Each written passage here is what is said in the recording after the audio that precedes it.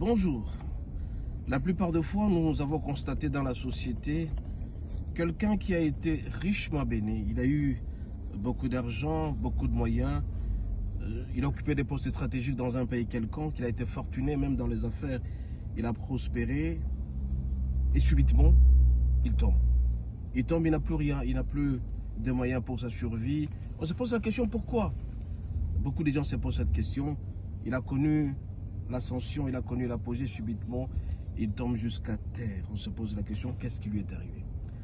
Bien-aimés, laissons attirer. C'est que quand tu gagnes beaucoup d'argent et tu gagnes beaucoup de moyens, tu dois savoir économiser.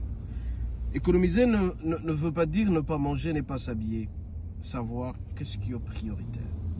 Quand tu fais de l'économie, tu vivras longtemps. Mais par contre, quelqu'un qui dilapide et qui dit que l'obipé mokolo, celui-là finira très mal. Combien de fois nous avons vu beaucoup d'autorités qui ont été ministres, beaucoup d'argent, et subitement ils n'ont plus rien. Ils commencent même à marcher à pied. Ils commencent même à quémander un 10 $, un 20 $. Tout simplement parce que l'esprit de l'économie n'a pas été au rendez-vous. Alors mon bien-aimé, toi qui pour le moment tu as un peu de moyens, tu as un salaire, tu dois savoir économiser.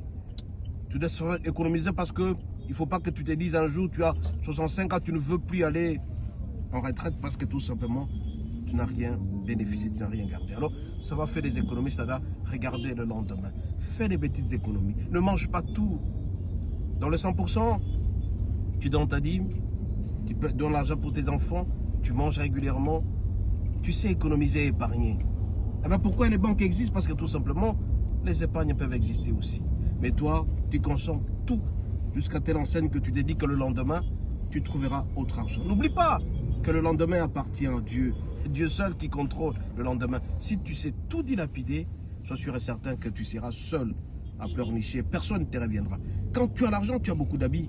Quand tu n'as plus l'argent, tu deviens sorcier.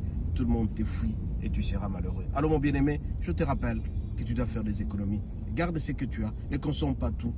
L'avenir de tes enfants et de toi-même aussi en dépend. Si tu termines tout, après quelques années, tu vas pleurnicher. Tu ne resteras seulement qu'avec ton nom et tes dents et ta bouche pour pleurer. Soyez bénis, à la prochaine.